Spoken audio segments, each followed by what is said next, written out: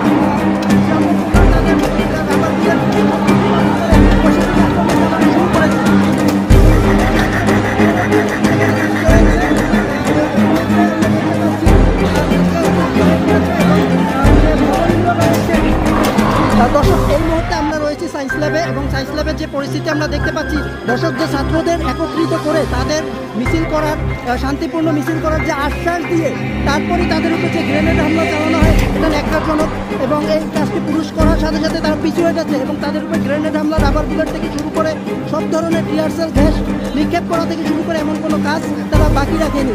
দর্শক, আমরা দেখতে পাচ্ছি এখন সায়েন্স ল্যাবে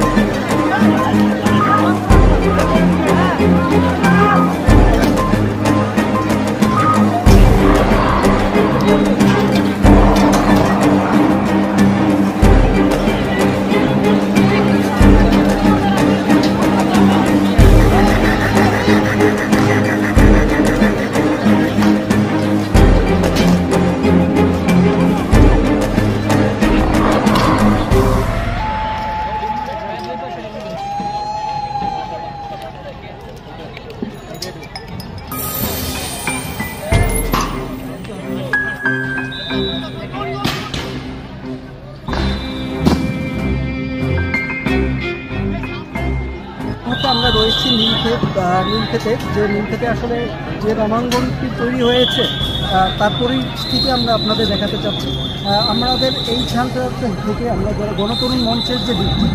এই দিকটি যেটা আসলে পুলিশের কন্ট্রোলে রয়েছে, নীলক্ষেত ইতিমধ্যে পুলিশ তার নিয়ন্ত্রণে নিয়ে নিয়েছে। আমরা দেখতে পাচ্ছি আমাদের যে এখান থেকে নিউ মার্কেট এরিয়াটা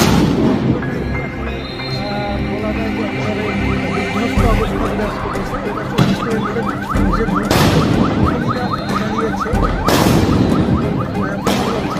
দর্শক, এবং আমরা দেখতে পাচ্ছি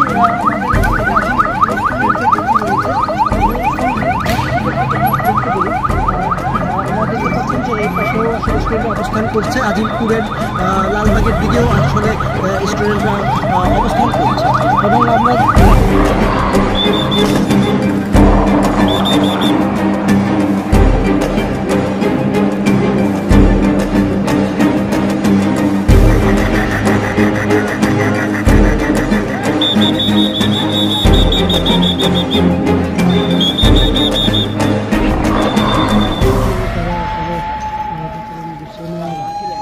চেষ্টা করছে